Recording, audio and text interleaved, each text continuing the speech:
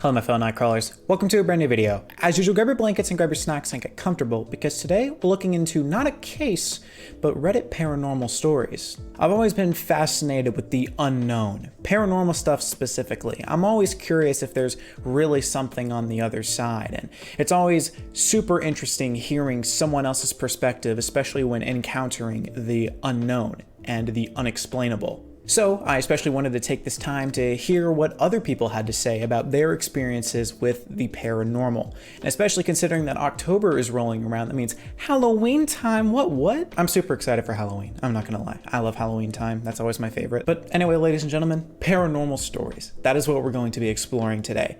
And in all honesty, I kind of want some community engagement. Want to start reading through these, I kind of want you to determine whether this one sounds totally legit or if this is maybe something that has happened to you. Feel free to let me know in the comments below. I would love to hear your stories. Before we hop into the stories though, I would like to thank today's sponsor, the Ridge Wallet. I know you already know. Look, I know I've said it before, I love these frickin' wallets, dude. They're sleek, they're minimalistic, and they're pretty dang sturdy. Something that I care about very deeply is minimalism. I like keeping things simple, and that's exactly what the Ridge Wallet does. If you're interested in getting one, feel free to use the promo code NIGHT at ridge.com/night, so that way you can get 10% off your order. Again, that is ridge.com/night. But anyway, to the stories.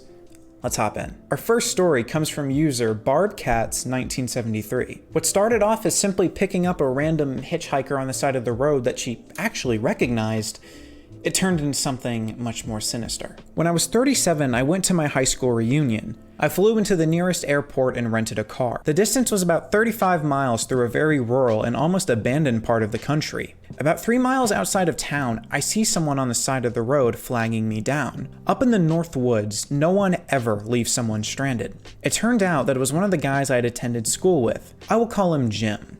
Jim gets in the car and we start talking. I'd not seen him in 20 years, but he still looked the same, maybe a little older. We get to town and I ask him if he wants to come to the VFW and have a drink. He says, no, just take me home. Jim's parents had only lived a few blocks from my grandmother's house, and I turned in that direction, but he said to take him to a part of town that was really on the outskirts, up by the fairgrounds and the cemetery. There was a mobile home park out there, and I figured that's where he lived. When he reached the end of the turnoff, he said, just drop me here. It was good to see you again. And he walks off into the night. I go to the VFW, met some of my old classmates. We start to talk. Now, please understand, I've never done drugs, nor do I drink more than soda pop. I was stone cold sober. Tired after a 13-hour flight that had included a 3-hour layover, but sober. As we were talking about who was coming to the reunion, I mentioned that I had just picked Jim up 3 miles east of town and had dropped him off up by the fairgrounds. Everyone gets real quiet. Even the guy singing karaoke stops and lays down the mic. My cousin goes white as a new cotton shirt. Barb, Jim died on that curve 8 years ago. Rolled his car. We were all at his funeral. I started to feel really dizzy. I go out to the car and take some deep breaths and decide whether or not I am sane. There on the seat is the local newspaper, printed 8 years previous, containing Jim's obituary. I still have the damn paper. Every now and then, I take it out and stare at it, and still wonder what the hell happened. Those types of ones give me chills. Oh my gosh, it's so freaky.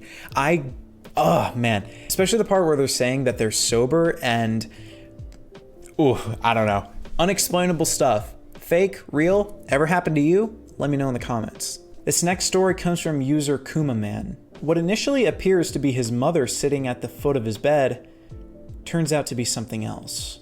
I was probably about 16 to 17, and I had just gotten home from school. My brother was in the kitchen making a ruckus, so I started that way. As I passed by his bedroom, I saw my mom in there, sitting on his bed with the lights off, facing away from me and towards the wall. I stopped and stood in the doorway and asked if she was okay and what she was doing.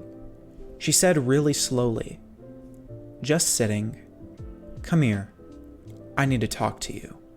I took about a half step into the room when I heard my mom yelling for me in the kitchen and then saw her setting the table. I looked back to the bedroom and there was nothing there. I don't think I ever went back into that room by myself again, even 10 years later. No. Dude, no. Look, I don't even care if I'm stone cold sober. If I see something like that, I'm calling the cops. I don't care. The fact that this person was just like, oh, well, darn, just another day in the household. Dude, I don't know about that one, Chief. I really don't know. This user also has a different story from the same house. I'm going to include this one as well. Edit. Another story from the same house, since people seem to find this one interesting. One day my mom and I were out doing yard work in the front of the house. At the time we had a trampoline that sat in front of my bedroom window, which faced the driveway/road. My 2 little brothers were bouncing on it. They were probably 7 and 9 at the time, and my mom and I had sat down a pair of lawn chairs to take a break. We were watching my little brothers play when suddenly they both stopped jumping and walked to the edge of the trampoline closest to my bedroom window and sat down, facing the window.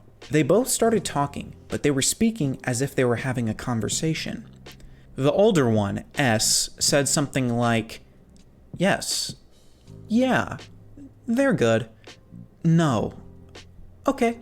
As if he was replying to someone asking him questions. My mom and I looked at each other like, "Are you hearing this right now?" And she asked them, "Who are you guys talking to?" Without looking away from the window, S said, "She says it's great, Grandma. She says she misses you." My great-grandmother had died before my little brothers had been born. They had no idea what she looked like. My mom replied, "Great-grandma is in heaven, baby," to which he looked over at us and said, "Not anymore." They stared at the wall for a little longer, and then started playing again, as if nothing had ever happened. This was, again, one of the many incidents that happened at that house. I left Florida in 2017, and while I visited the family home many times since leaving, I'll never stay a night there by myself, and I try very hard not to leave the room I stay in. Not anymore? What did Grandma do in heaven? Was Grandma up there like throwing it back a little too much and Jesus was like, "Okay, you gotta go. You gotta go." She like partying a little too hard? You're not supposed to like get down in heaven? I don't know. Regardless, not anymore? What? Dude, that stuff is freaky. I don't like that at all. Especially because it was two people like looking and talking with this person or thing. I guess it's not really a person anymore. I don't know, man.